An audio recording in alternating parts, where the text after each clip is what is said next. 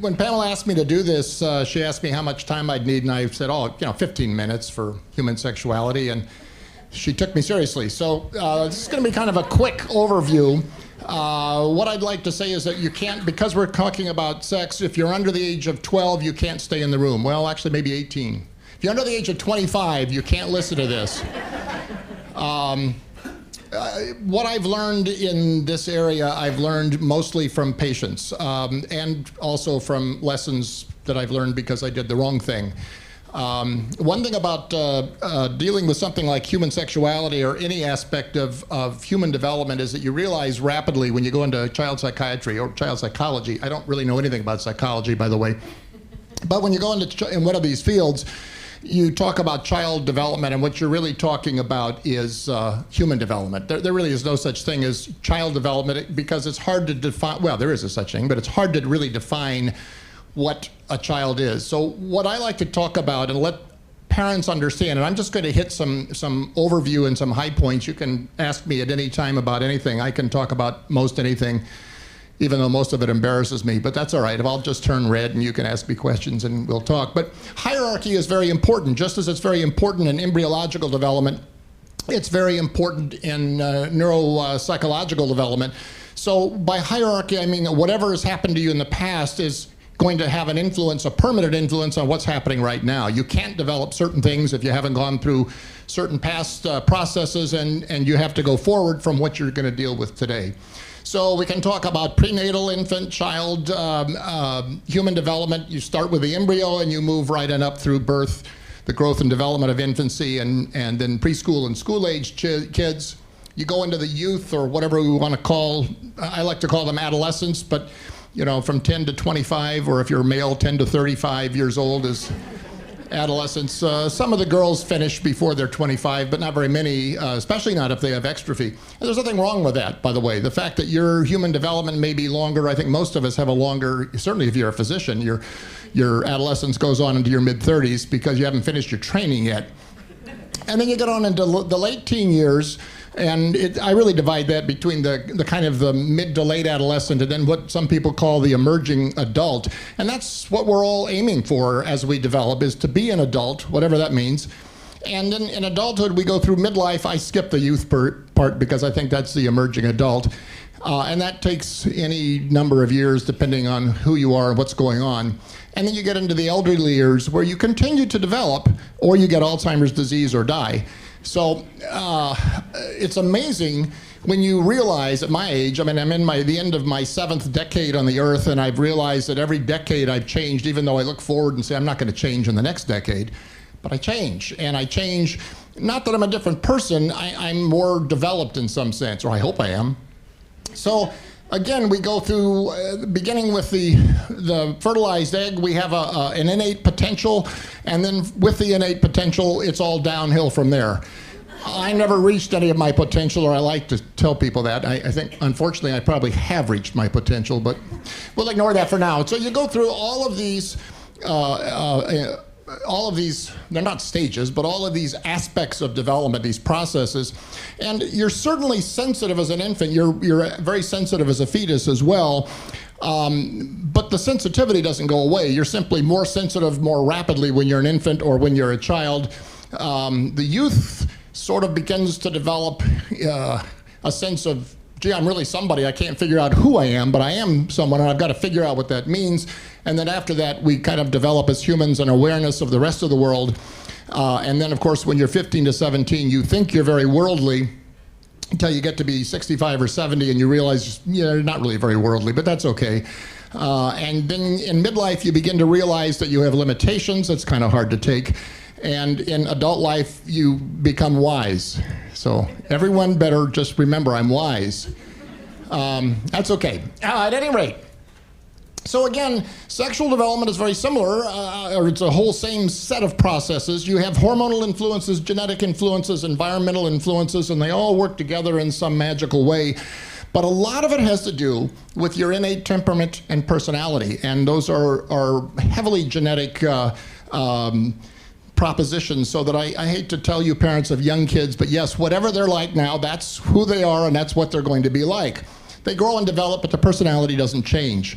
The truth is that any baby who's born is a complete unknown to the parents. Most parents look at their baby and they sort of assume, well, I've got a normal baby, whatever that means, therefore I know what is going to happen. You don't know anything. You haven't a clue. And it's when you have a baby born with one of the part of the extrophy complex, you realize that you have great unknowns. But the truth is, all of us have unknowns because we all are unknowns until we figure out who we are. And the self-experiences are very important, and that includes genital experiences and body image and genital image and ultimately sexual image. All of those are important to being human because they're a part of us and they're a part of us lifelong. And then as we get older, peer relationships become very important as we figure out how to relate to other people and how we want to project ourselves. And the other aspect are romantic or sexual relations, which are also very important, and they're very problematic. They're problematic for everybody. It's simply when you have an extrophy condition or part of the extrophy condition, you're much more aware of how problematic it is. So the kids developing with extrophy are much more intensely aware of their anxieties about peer relationships and romantic and sexual relationships than the typical run-of-the-mill kid. But they aren't so very different. That intensity, however, can be very, very important to their own development. So early sexuality and extrophy, what's different?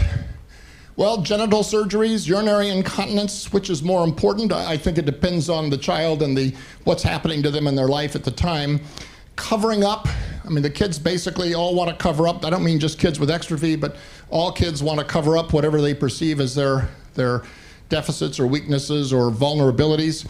Again, with extrophy, it's more apparent to the kids themselves, although they may not put it into words when they're young.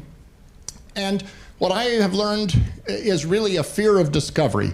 So the kids with extrophy, and to some degree their parents, have this incredible fear of discovery, that somebody is going to know or see them without their clothes on, or know they're incontinent, or know they've had genital surgery, or something along that line. So I sort of say that they walk around with a big giant scarlet D on their forehead for discovery.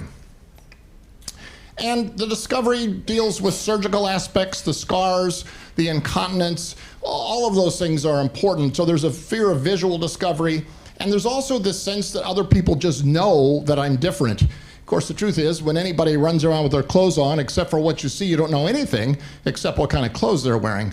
But that's very difficult to get across to young kids who are worried about these things.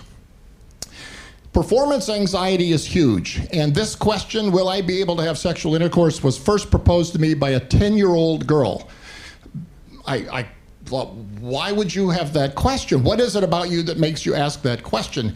And then she told me that, you know, she had been surgically closed off down there, and it suddenly hit me. The girls who have a bladder neck closure and have a matrophin off and are diverted in some sense, they're not, I mean, most kids aren't quite sure of the difference in their genital and their sexual and their urinary anatomy to begin with, certainly when they're young, so she thought her vagina had been closed as well. Well, that was a light bulb for me because it never occurred to me before. Well, then the youngest I've had with boys was a 12-year-old boy who asked me this question. And the answer to the girl was yes, although she may need a little surgical change of her vaginal orifice because of the positioning, but that's not a big deal. For the boy, the answer was his penis erected and came straight up to his belly wall and stuck there, and he couldn't pull it down, and the answer was no, you're not going to be able to have intercourse unless you have a surgery to free up the penis so that it sticks out straight and you can do something with it. So the answer to the first was yes, and the answer to the second was no, but it's remediable. So these were young kids, and that question has been asked me in those words by many, many kids since that time, although often I sort of jump ahead and get to the question before they do now that I know that it's there. So the anxieties and fears and the realities, the real realities, I love to use that expression. There's problems with autosexuality. I like that word. It doesn't mean anything, but the first thing we recognize in our sexuality is ourselves. And when kids start going through puberty, or when we humans start going through puberty, we start focusing on our own sexual response and our own genitalia, and that's very important to ultimately accept those things. But once you get used to your own sexuality and your changes that you're going through, then you start focusing on others. You start focusing on whoever you're sexually attracted to. And what's fascinating to me is that kids jump from being sexually attracted to somebody to having sexual intercourse, so they stop right at the beginning because they're terrified if they start talking to somebody they're attracted to, they won't be able to perform sexually. It's not something we adults would think of, but that's what kids do. So the biggest problem with exstrophy is that kids get stuck in early adolescence and don't want to go forward because they're afraid of starting relationships. It's not the way they put it, but that's really what's going on. So that's what I call the real reality. The real reality is they are who they are based on temperament and personality, and then what happens to them. Kids with exstrophy are more aware of others and more aware of other people's feelings, so they're more empathic, they're more sensitive. And what makes good relationships? Empathy and sensitivity and awareness of others. So in fact, kids with exstrophy tend to be better equipped to have good relationships with others than typical run-of-the-mill kids. But they don't know that, so that's part of what we need to do to help them get through those things. So what can we do today? Well, what I do with the 10 to 18-year-olds is I try to get them started, and then they talk about what they want to talk about, unless they're all boys, in which case they talk about fart jokes and you know, their athletic prowess. But once they get a girl in the room or a woman in the room, it starts to become intense. And often what they want to talk about is surgery and incontinence and their expectations from surgery that never quite came true. But they'll talk about sexual things as well. It's strictly up to them. The 6 to 10-year-olds, I learned the best way is to put the kids in the front of the room as a panel, so that we're going to have a panel discussion, and the parents are all out in the audience, and the parents get to ask questions, any question they want of any kid they want except their own child. And then the answers they get usually are very surprising to the parents. The answers that their kid gives to another parent. And I think from birth to 6-year-olds, the parents are more interested. If the kids can put up with it, you and the kids can come in and listen to what the 6 to 10-year-olds do. So that's basically what I like to do. It's kind of a quick overview of human development with a little bit of the sexual part thrown in. And I'm available for questions, and I can impart great knowledge, which I've learned from people like you all over the world.